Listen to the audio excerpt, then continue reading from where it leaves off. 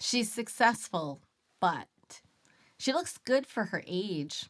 She's pretty, not too intimidating. Women are often measured against each other, subtly, constantly. We've been taught there's only one seat at the table for a woman, one leader, one standout, one success story. So we compete, we compare, we shrink each other. But what if the real power move is building a bigger table? And sometimes we internalize it, but imagine what happens when women stop competing and start collaborating. When women compete, we survive. When women support, we thrive. In today's episode or today's video, we're going to talk about the real travesty is women are our own worst enemies. And until women stand up and start fully supporting each other, are we going to see real change in society, in leadership, and possibly ever having the first female president, which I believe we truly should. They can certainly do a better job than what we've had in very recent times. And yet, why is it? Why is it that in every day, we're going to talk about some examples that affect everyday people in school, in work, and in politics? And why is it that women will not stand up for other women? I'm blown away at even the current situation that we are in politically with the Epstein case. I have been following it since like 2012. So this isn't new for me. This isn't suddenly I became aware. I have been following this story for a long time and have listened to hours of information. And the thing that I am blown away more than anything else is the fact that women are still denying these victims and survivors and what they've gone through, and don't find that to be the biggest travesty ever, no matter what political side you sit on. I'm blown away by that people would make excuses. Even just yesterday, as I was looking through comments, someone said, I don't care about the Epstein files and about what happened to everybody. My 401k is bigger than it's ever been. And I looked at that statement and thought that had to be from a man. And in fact, it wasn't. It was from another woman. And how you can say that your 401k is more important than thousands of women and children being abused makes absolutely no sense. None whatsoever, no matter what political side you sit on. And yet here we are. So I want to just walk through this. This isn't going to be all about politics. This is about everyday life. And one of the first examples I'm going to share with you is, again, I am utterly blown away at the behavior. Let's start with the simplest of ones, and that's women who just constantly are putting down other women. Why? In the workplace. So many times I've said, I have some of my best consulting and work engagements with men. Why? Because I don't deal with the pettiness of how women treat other women and how can we get things done. And do you want to know how frustrating that is? How frustrating that is. For me, this is something that I have been fighting with, being seen, being able to do things as a girl, having a paper route at the age of 12 and having to get signatures from an entire neighborhood that they would be okay having a girl deliver their paper. To me, that was the most ridiculous, insane thing ever, but yet it was. And then when I was a junior in high school, I was an excellent percussionist. And when I say that with confidence and with some authority. And I certainly was the only female in a drum section of about 8 boys. And I can say confidently that I was the best one out of all of them. Why? Because I studied, because I took professional music classes at University of Michigan when I was only 14 years old. I wanted to be the best, so I mastered my craft. And yet here I am, auditioning for the section leader as a junior in high school. You have to prepare a piece, of which I did. I had worked with my instructor at the University of Michigan to do a piece that was absolutely incredible. And yet, I was not awarded section leader. I was upset. I was frustrated. My mom called the band director and said, I'm not sure what happened here, but she's come home. She's upset. What happened? And his answer was, I cannot have a girl leading a group of boys. It doesn't matter that she's the best. That was the answer. It would take a couple of months before that boy that was awarded that spot said, I don't want it. I don't know how to do it effectively. You do it. And so I did.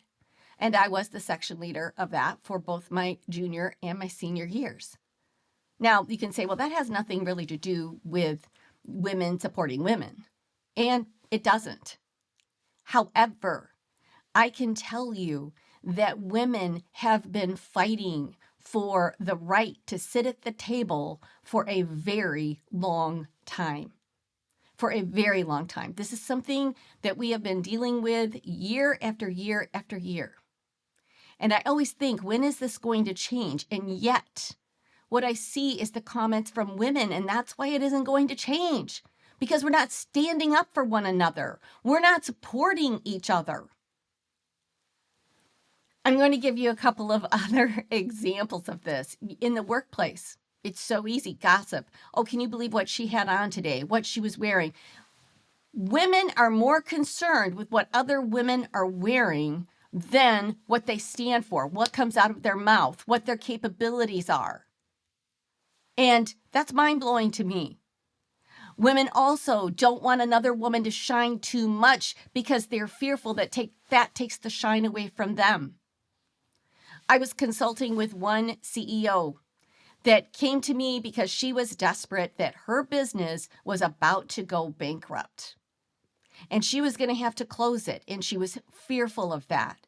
And she was hopeful that I would be able to help her.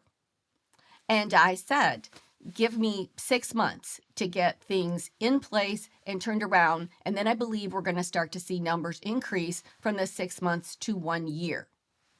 I was also supposed to get bonuses in that based on my increase of productivity. So I was being helpful to her. I saved her company, but in the end, she finagled it around and switched numbers around and made it so that I couldn't get my bonuses in the last 6 months of my contract. But the worst was she let me go when her company had increased by over 250%. Her company had increased by over 250% and was still on a growth trajectory when she let me go. And the reason for that is she did not want anyone looking more important than herself. She didn't want anyone else getting any credit whatsoever. And to this day, when people ask her about turning her company around, she will not give me any credit whatsoever. Why? Because it was important enough for her to say she did it on her own. Why? Why do we have to say we're doing this by ourselves or I'm the most important person in the room? Why not say collectively this group of women and this woman helped me to reframe my company? Why? Because of ego? it's more likely because of insecurity. And why are we insecure? Because we feel that only one person can be at the top, only one person can shine. Why is it when there's one promotion that is going to happen? One. And so instead of women saying who would be best for that or saying kind things about the other person that might be in competition, we lean into saying bad things about that person. Well, they're really not very this and they don't do a very good job of that. Why would you say that about your coworker that you should have admiration and respect for? You say that about your coworker because she's got to lose in order for me to succeed. Because, boy, both of us can't succeed. So we're forced to pit against each other. But what if we changed that? What if we said, oh no, she's amazing. And here's the attributes. And here's some of the collaboration that we've done together. I would love to be part of that team. She would be an outstanding leader, but I would love to be part of that team. We could collectively make incredible things happen for this company. But those aren't the word choices. Those aren't the word choices at all. Recently, the assistant in my office came in and said, she was so frustrated and so upset. And she said, I just get so mad. Her daughter is an 8-year-old. I want everybody to hear that, 8 years old. My assistant played basketball all through high school, college, an excellent basketball player, and now is the basketball coach for this community basketball league of young girls. So I want everybody to get that framed. This is first and second graders that are in this basketball league. Okay. The two coaches happen to both be very good basketball players in previous time. Like they grew up playing well and they're very excellent coaches. It is no surprise that both of their daughters are two excellent players and some of the best on the team. So no surprise there.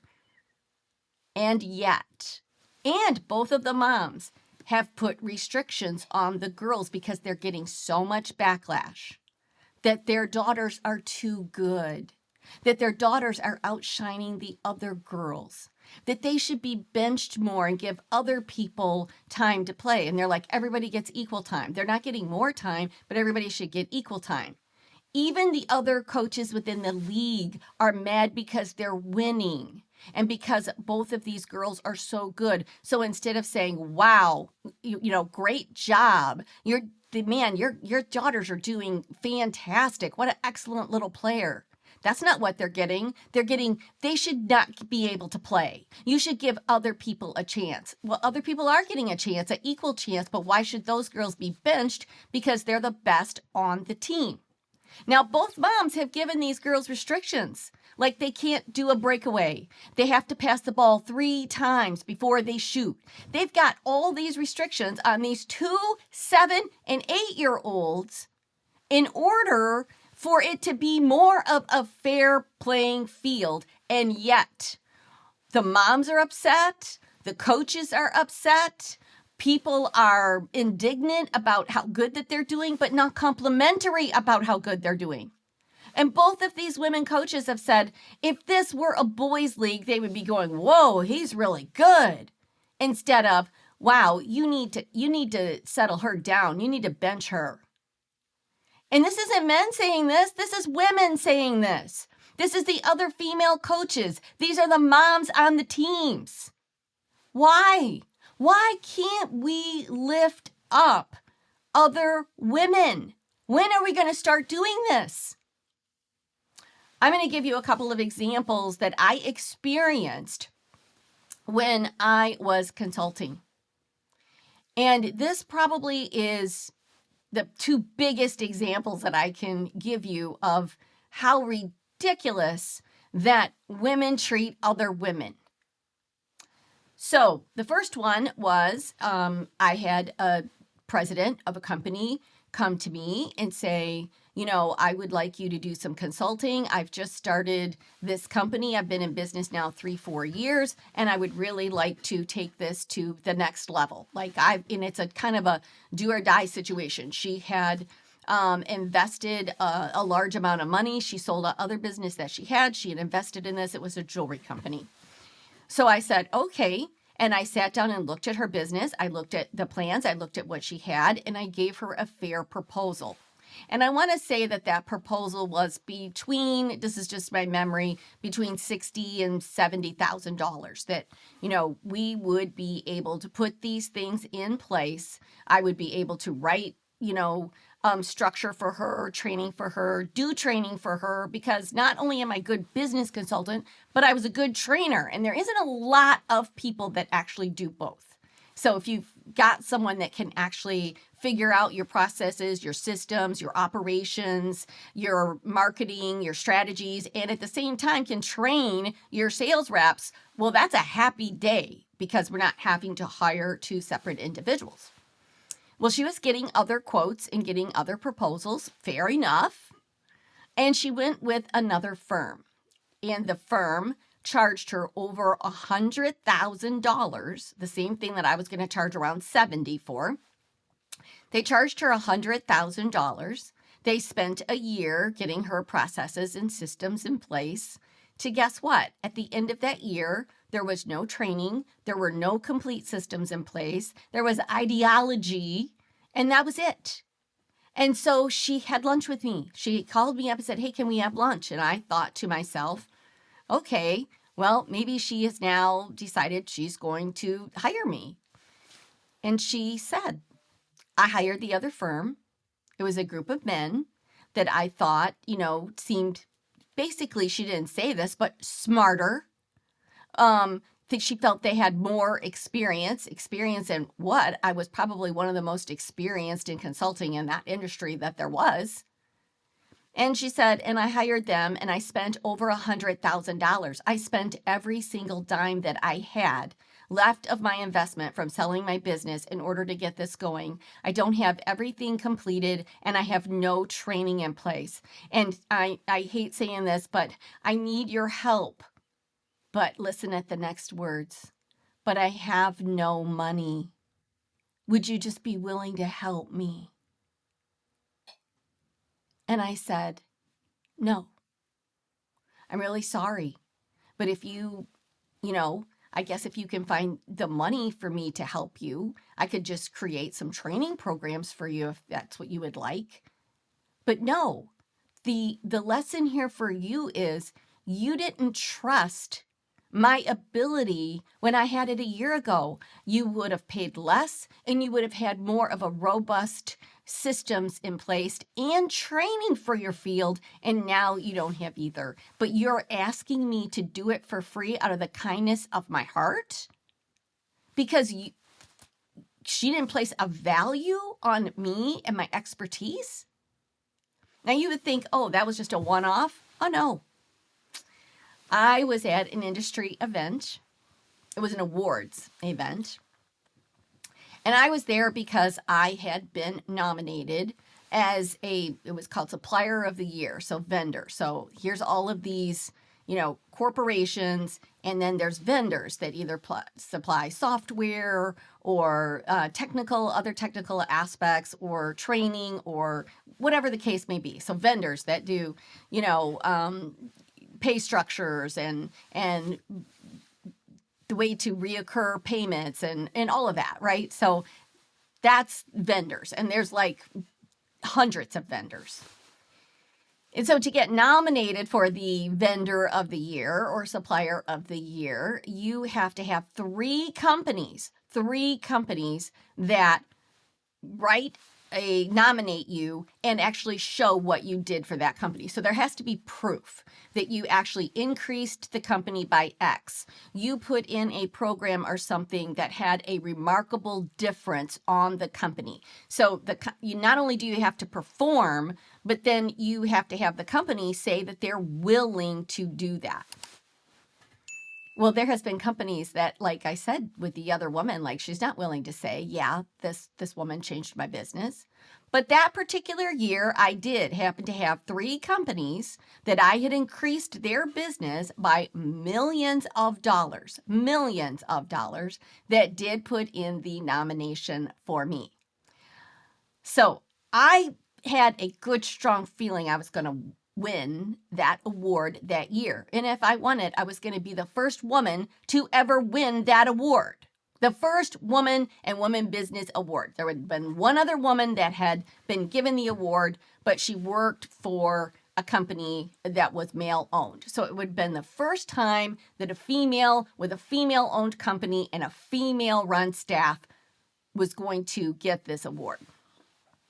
So we're having pre-drinks before the event. It's myself, it's two CEOs of other companies, and it's some other vendors that are kind of all sitting at the table together, and we're having drinks before the event starts. This woman who was new, she was there as kind of a checking it out, she's there as a guest. Very attractive woman, and she is running a new company, which she already had products in Nordstrom's and I can't even think it was about 5 different top stores that she had these products in. She had already been in Fashion Week in New York City, and it was in a lingerie type setting. It was undergarments that just stuck to your body, basically. So she is saying, I want to take this and market it in a new direction, and I need some advice. So I was sitting there, and one of the CEOs at the table said, this is the best person that you're ever going to get advice from. You can chat with her. And I just rattled off what my first thoughts were about that, her product line, and about where she would actually get the best fit. And then she said what else she wanted to do. And I said, well, I'd be happy to sit down with you and talk about what I would be able to do for you in your company, in your business, and give you a proposal. And she said, okay. So I watched as I had to go get ready. I said, I have to go and get ready for this awards night because I wanted to make sure I looked good because I had a good feeling I was going to win that award. So I watched her get up from the table and I watched her walk over to a group of men who was another really well-known consultant within the industry. And I watched them all ogle her, like almost undress her with their eyes. It was fairly disgusting to watch. And there is not any way that she did not feel that or was not aware of that when it was very apparent to anybody else watching. She had to feel that, because if you are a woman, the one thing that you know when you are being ogled by a group of men, you know it. You feel it. It's almost a hot burning when it's happening to you. So there's no way she didn't know that. So I saw her standing there talking to them, and I looked over at my friend and I said, she will go with them. And my friend said, oh, there's no way. I go, watch and see. So year goes by. It's another year later. And what does she do? She calls me up and she's crying. And she tells me that she has spent over $120,000, all the money that she had to give to this group of guys to help her get this company started. And now she's almost at ground zero. Like she's no further ahead than she was a year ago. And again, she asked me to please help her. But here's the caveat. Could you do it for free? I will pay you. If you will come in and do it, I will pay you a commission on all sales that are generated. And I said, I'm so sorry that you didn't value my expertise. You valued a group of men, quite frankly, that were looking at you as a sex object instead of what your business represented and what the best advice for you was. And so, no, I can't. I am not willing now. And my question again is, why in the world do women think that other women should then I'm not going to choose you. I'm not going to choose you to lead, but now we chose another leader, but now we're in a mess. So could you get us out of this mess? Could you in your wisdom get us out of the mess we're in? This is never going to change until women stand up and say, wow, she's amazing. I have to say that with all the horrific comments that have been made about other women reporters and the leader of our country calling a woman piggy, and how anybody else is not so incensed by that. Women. I hear a lot of the men commentators and YouTubers and political analysts, I hear a lot of the men saying, yeah, that was horrible. I don't hear a lot of women standing up for their other female reporters. And I don't hear a lot of women saying, yeah, that was disgusting. I don't. You hear some, but not as much. And why is that? Why is that? Why is that okay? Why is it okay that a smart, intimidating woman is never called smart and savvy?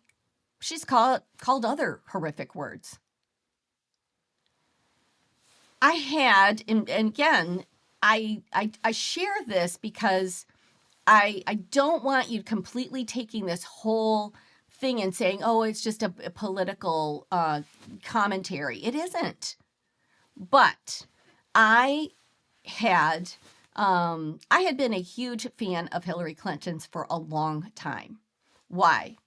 As a first lady, I thought she was a powerful first lady. I loved Michelle Obama as one of our most outstanding first ladies. But I thought Hillary was just so smart, so savvy. And when she was trying to take on healthcare right out of the gate in that first presidency, people shamed her.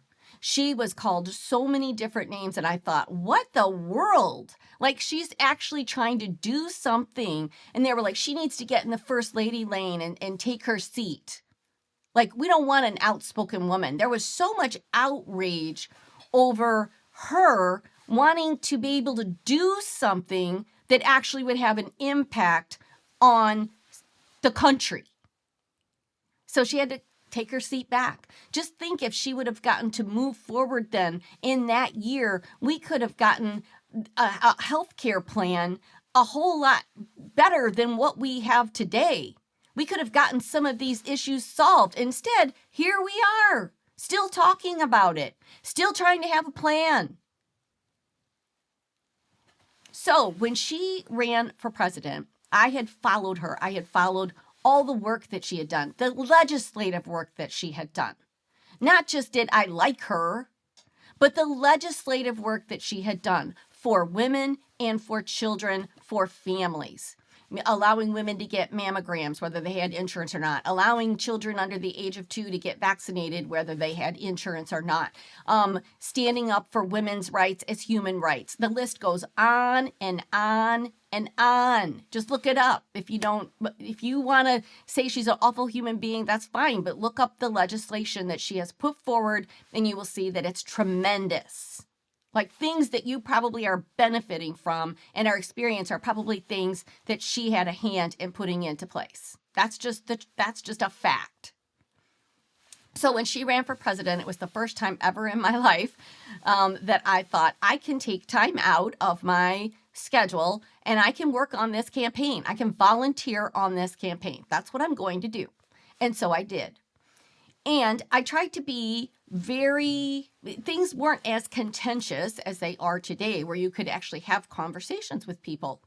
And so I would say, I was working on her campaign and, I would never vote for her. And I would say, really explain to me why. And I said, I don't mean this contentiously. I would just really love to hear your thoughts on why. Now, this is other women. It was never about policy. It was never, and I'm saying this to you with total honesty and transparency. It was, I don't like that she wears pantsuits.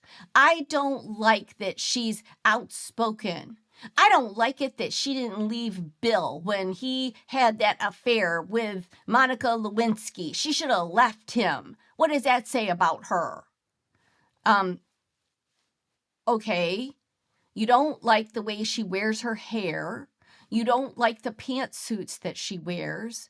You don't like it that she didn't leave her husband, which is a very personal choice for anybody when you're in that situation. And I can speak to it very personally. that you have to make choices based on your circumstances, your family, the situation you're in. But other people would say, oh, people need to forgive, men that are just stupid.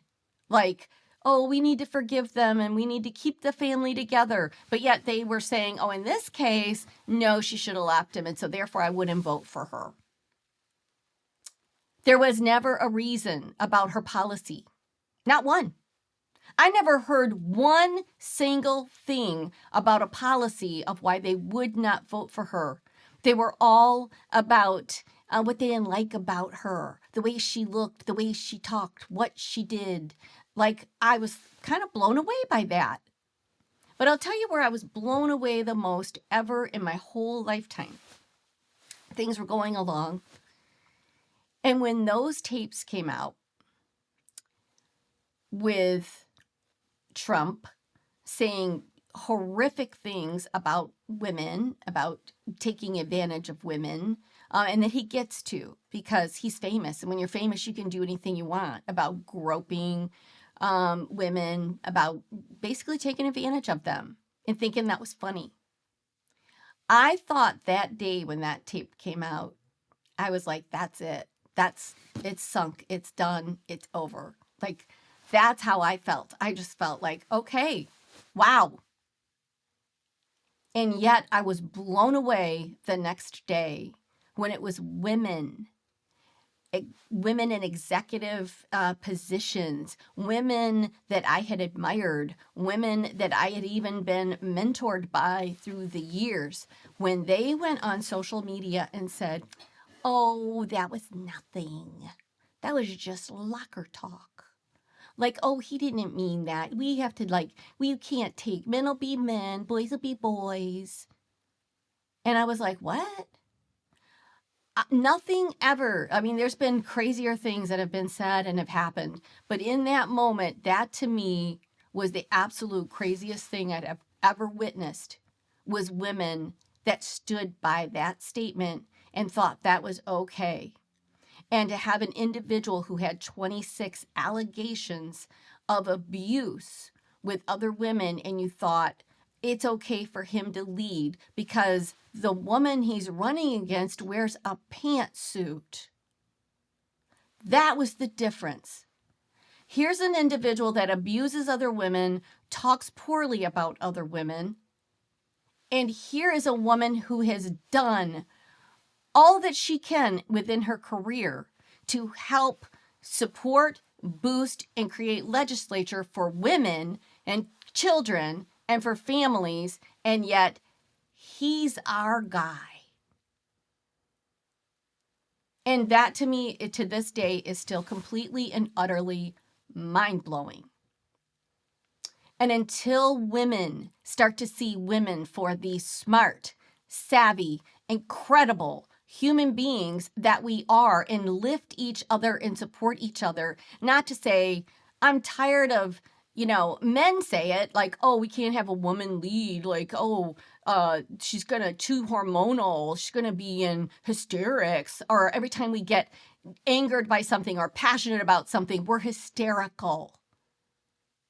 And yet, do women say, you're crazy? Do women stand up and say, no, I'm not standing for this? No, we don't. We're quiet. We're quiet because we don't want to rock a boat, because we don't want to, appear aggressive. I deal with it with women salespeople all the time. I'm having to teach them. The first thing I have to teach them is to get over this idea of, I don't want to be too pushy. I don't want to be too aggressive. It would take a whole lot for you to be considered aggressive, trust me.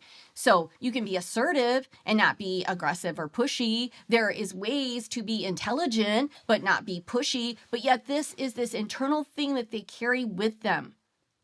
And I have to work so hard at allowing them to see, no, in doing a good job, you're not being pushive or overreactive or hysterical, or you're not allowed to show emotion. So I just want to implore you today as women, we have got to quit putting each other down. We have got to quit saying, oh, I don't know if she'd be good for the job or not.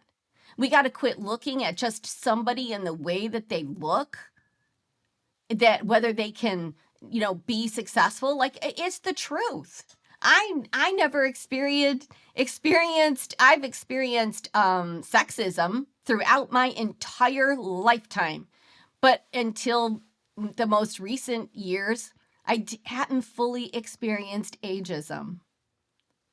And until you start to hear, well, they're not pretty enough, or they're not young enough, or I don't, I know that you probably would do a really good job, but probably it was just like a slap in the face. And this was a good friend of mine who ran a company. And I was hired to speak at their event. The other person that was hired to speak at that event was Jack Canfield. Okay, Jack Canfield, famous author, Chicken Soup of the Soul, blah, blah, blah, blah. That's great. I was paid for that event to speak $10,000.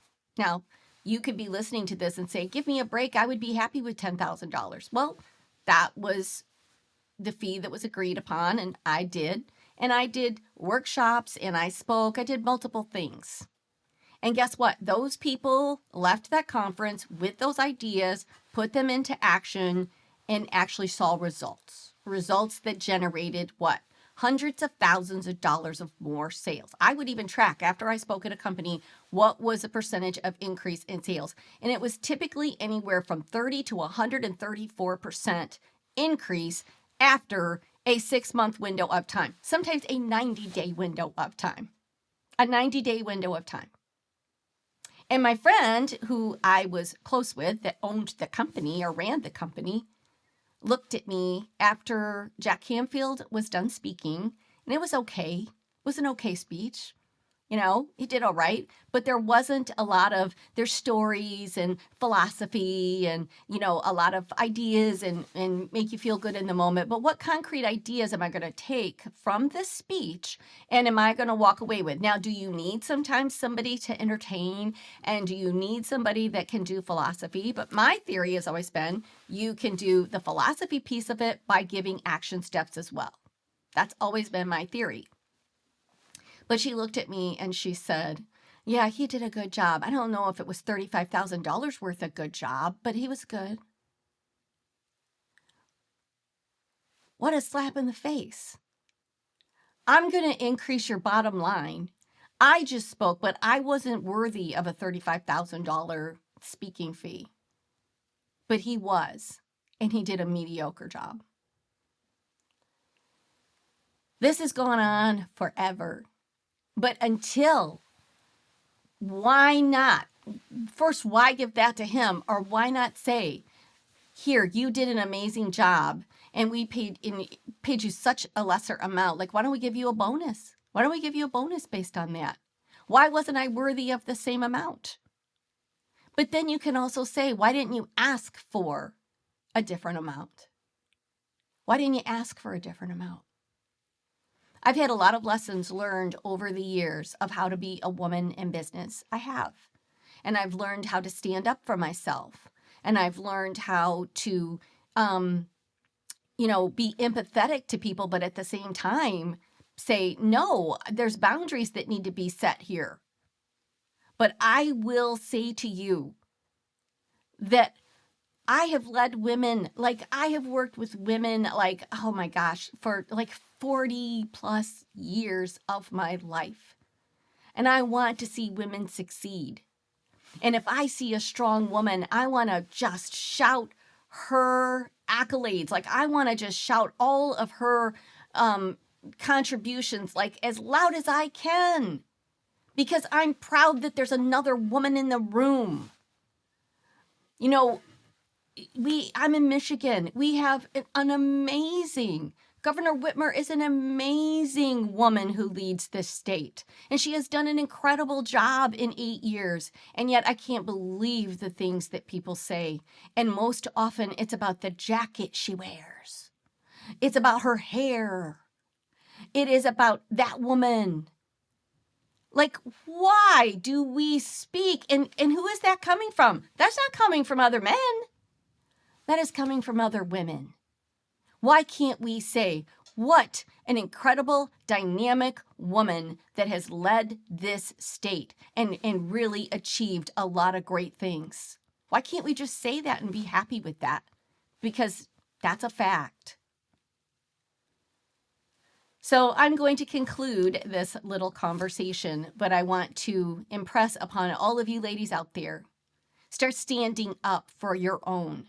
Start being the mouthpiece for everyone. We need mouthpieces for each other. If we are actually going to make a difference, if we are going to make an impact, whether it is in a first and second grade basketball team or if it is at the highest office in the land, it doesn't matter. We either have to start speaking up, standing out, and supporting each other before we're going to see real change that can happen. And I know that it can. I feel that it can. I'm empowered. I feel, and that's why I wanted to talk about this today. So thanks. I hope that you'll subscribe. I hope that you will share. I hope that that you'll follow us here on this channel. Thursdays, I like to do sort of Throwback Thursdays, and it's story time. It is more of, my personal stories, but we've got great information for you. Fridays is all about health. Mondays is motivation. Tuesdays is business tips. So we've got a place for you here if you want to learn about any of those areas of your life. Thank you so much, and we will see you tomorrow.